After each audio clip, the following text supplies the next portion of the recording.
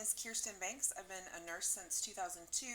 I have worked in 6 states, and I currently work in the GI assessment area at Vanderbilt. I came to Vanderbilt in May of 2020 to the cardiac cath lab area, and then I moved to the GI assessment area in March of 2022.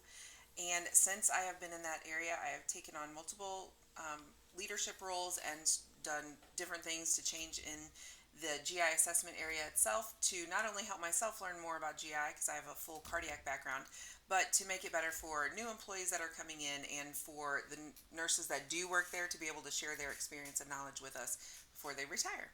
So for my VPAIR and for my RN3, I have done my 6 pillars, 6 standards of things.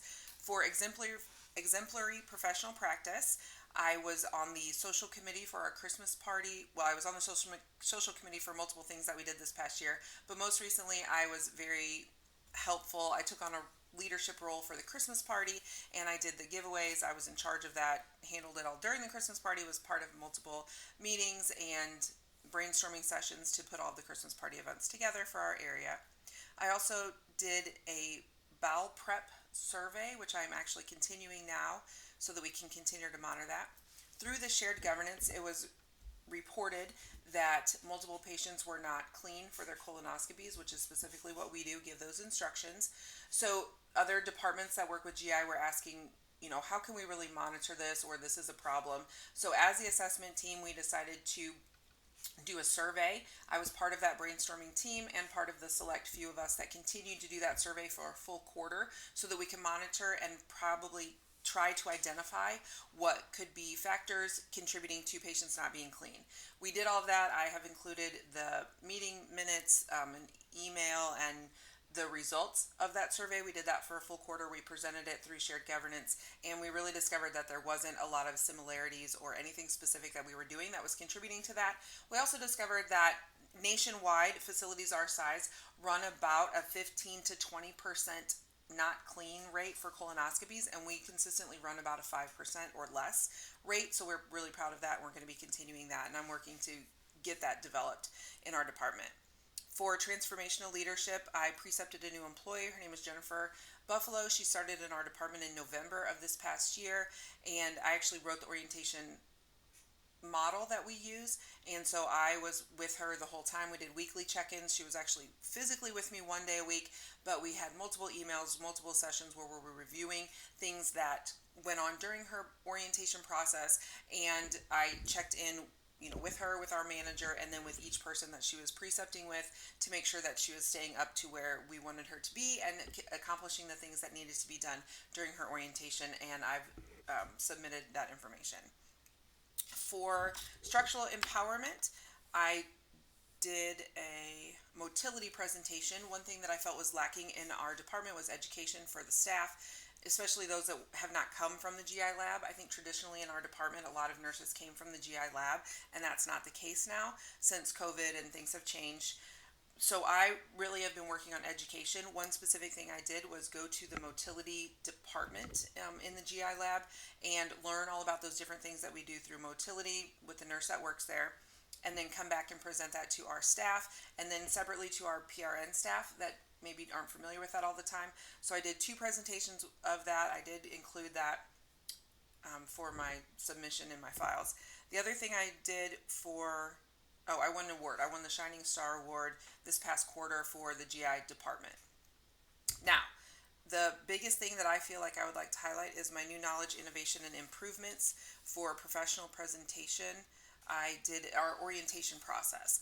So I saw multiple new employees be hired and come in. 2 or 3 actually left in the time that I was there.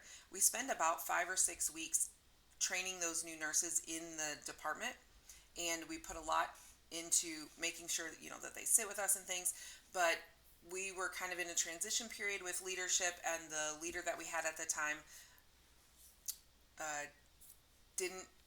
there wasn't a process. There was no, hey, this person's going to be with you, we need to make sure they're doing this. There was nothing. I'm not exaggerating when I say the person would come in the office and we would be like, oh, are you the new person? Okay, well, I guess you can sit with me. And then you have no idea where they're at, no idea what they've already seen.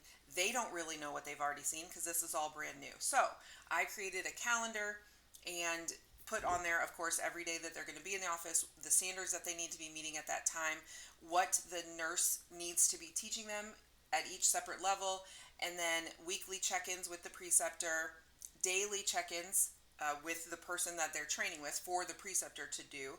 So I would go back and check with the people that she had sat with, and just to make sure these things are clicking. How does it look like she's catching on? Are we taking notes? Are we asking appropriate questions? Is she engaging? Things like that.